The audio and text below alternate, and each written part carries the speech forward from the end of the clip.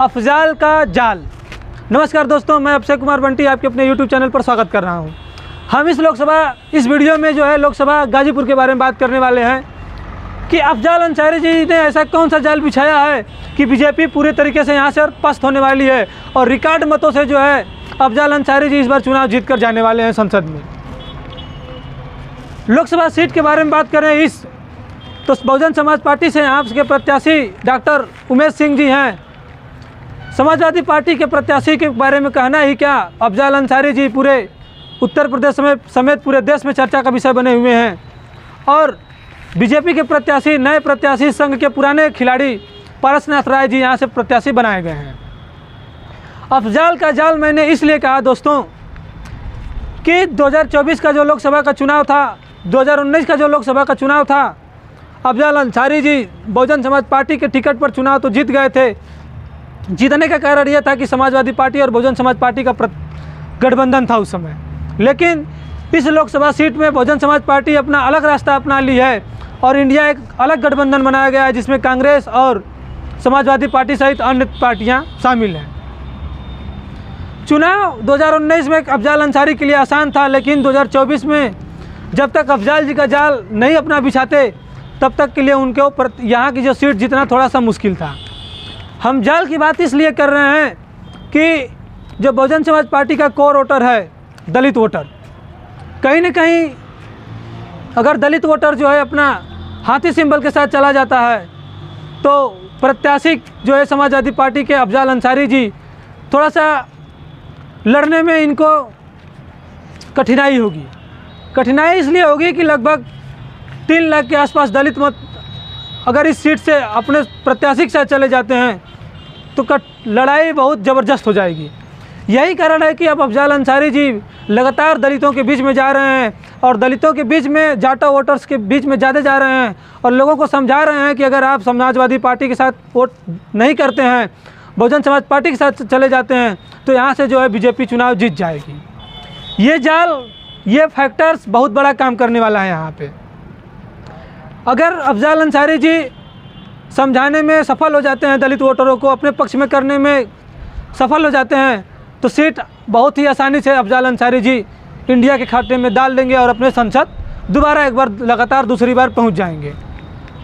वहीं पारसनाथ राय जी के बारे में बात करें तो लगातार ये आरोप लगा रहे हैं कि अफजाल अंसारी जी के परिवार में जब से मुख्तार अंसारी जी इस दुनिया में नहीं हैं, पारिवारिक झगड़ा बढ़ गया है इनके यहाँ। हमेशा इस बात का खंडन कर रहे हैं अफजाल अंसारी जी कि हमारे परिवार में सब कुछ ठीक है।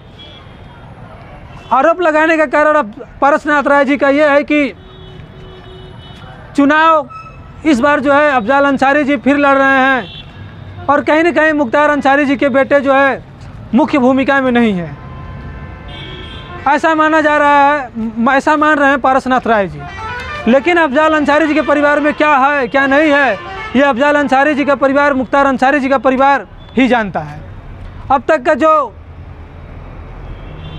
चुनाव प्रसार देखा जा रहा है, परिवार के सभी सदस्य जो हैं अफजाल अंसारी जी के चुनाव में शामिल हो रहे हैं। तो यह उम्मीद लगाई जा सकती है कि यहाँ का इनका जो परिवार है, परिवार में सब कुछ ठीक चल रहा है। अगर इसी तरह सब कुछ ठीक चलता रहा, अफजाल अंसारी जी का बिछाया हुआ जाल कामयाब हो जाता है तो बहुत ही आसानी से चुनाव जीत जाएंगे। बशर्ते बस फैक्ट ये करता है कि दलित वोटर्स जो है इस बार मुख्तार अंसारी के साथ जाते हैं या फिर पारसनाथ राय जी के साथ। मुख्तार अंसारी जी का हम बात इसलिए कर रहे हैं दोस्तों, नाम इनका हम इसलिए लिए हैं कि एक समय था जब दलितों को यहाँ पर सताया जा रहा था, कई दलित नेताओं को यहाँ पर गोली मारी गई थी और इसका आरोप जो है सीधा भाजपा के बड़े नेताओं के पास लगाया जा रहा था। वही उसी गोलीकांड की आज जो है बार बार याद दिला रहे हैं अफजाल अंसारी जी और बता रहे हैं कि सामंतों के खिलाफ अगर कोई लड़ा है तो हमारा परिवार लड़ा है, अफजाल अंसारी जी लड़े हैं, मुख्तार अंसारी जी लड़े हैं। दलितों का यहाँ पर अगर कोई साथ हमेशा से देता जा रहा है तो अफजाल अंसारी जी का परिवार, मुख्तार अंसारी जी का परिवार देता आ रहा है।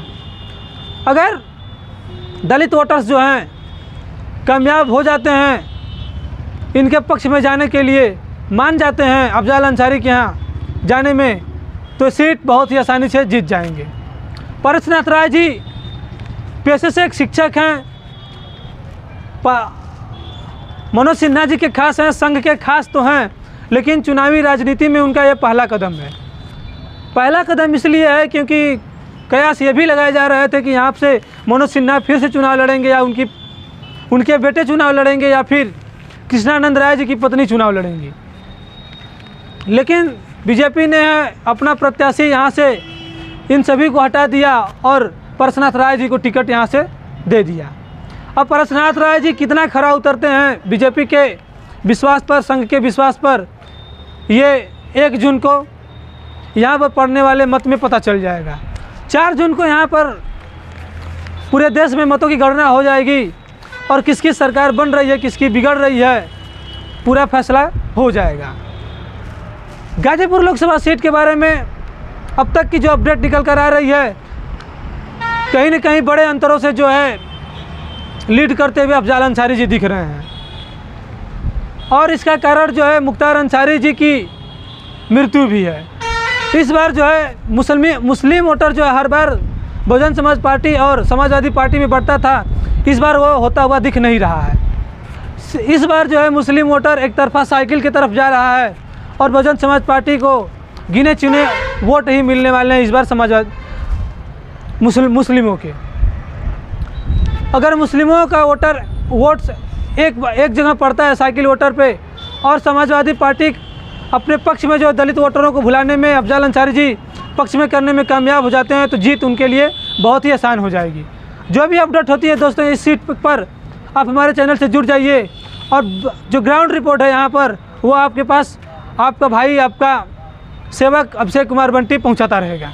चलिए अब मिलते हैं अगले वीडियो में, तब तक के लिए जय हिंद, जय भारत।